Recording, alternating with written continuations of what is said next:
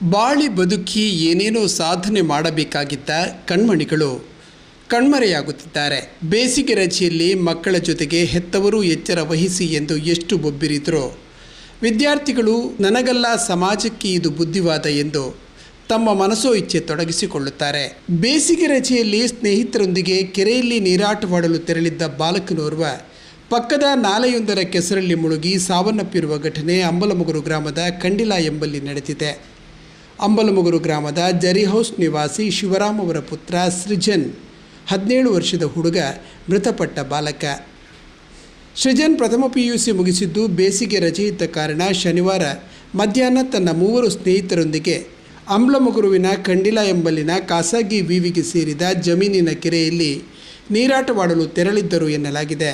ಬಳಿಕ ಕೈಕಾಲು ತೊಳೆಯಲು ಪಕ್ಕದ ನಾಲೆಯೊಂದಕ್ಕೆ ಸೃಜನ್ ಏಕಾಂಗಿಯಾಗಿ ಇಳಿದಿದ್ದು ಆ ವೇಳೆ ಆತನ ಕಾಲುಗಳು ನಾಲೆಯ ಕೆಸರಿನಲ್ಲಿ ಮುಳುಗಿದೆ. ಸೃಜನ್ನನ್ನು ಮತ್ತೋರ್ವ ಸ್ನೇಹಿತ ರಕ್ಷಿಸಲು ಪ್ರಯತ್ನಿಸಿದ್ದು ಆತನು ಕೆಸರಿನಲ್ಲಿ ಮುಳುಗುತ್ತಾನೆ ಎಂದಾಗ ಉಳಿದ ಸ್ನೇಹಿತರು ಆತನನ್ನು ಎಳೆದು ರಕ್ಷಿಸಿದ್ದಾರೆ.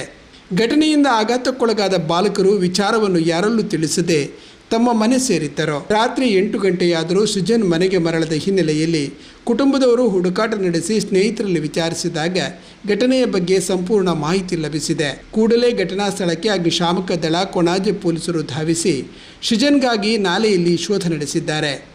ನಾಲೆಯಲ್ಲಿ ಭಾರಿ ಹೂಳು ತುಂಬಿದ್ದರಿಂದ ರಕ್ಷಣಾ ಕಾರ್ಯವು ಕಷ್ಟವಾಗಿತ್ತು.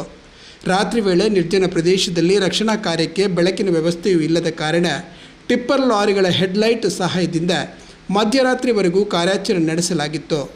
ಉತ್ತರ ಭಾರತದ ನುರಿತ ಕಾರ್ಮಿಕರು ಹರಸಾಹಸ ಪಟ್ಟು ಕೊನೆಗೂ ಮಧ್ಯರಾತ್ರಿ ಬಾಲಕನ ಮೃತದೇಹವನ್ನು ನಾಲೆಯಿಂದ ಮೇಲಕ್ಕೆತ್ತಿದ್ದಾರೆ. ಮೃತ ಸೃಜನ್ ತಂದೆ ರಿಕ್ಷಾ ಚಾಲಕರಾಗಿದ್ದು, ತಾಯಿ ಜಯಲಕ್ಷ್ಮಿ ಅಂಬಲಮುಗರು ಗಾಂಧಿನಗರದ ಅಂಗನವಾಡಿಯಲ್ಲಿ ಶಿಕ್ಷಕಿಯಾಗಿದ್ದಾರೆ. ದಂಪತಿಗೆ ಸೃಜನ್ ಹಿರಿಯ ಮಗನಾಗಿದ್ದು ಮತ್ತೋರ್ವ ಮಗಳು ಇದ್ದಾಳೆ. ಕೊಣಾಜೆ ಪೊಲೀಸರು UDR ಪ್ರಕರಣ ದಾಖಲಿಸಿಕೊಂಡಿದ್ದಾರೆ.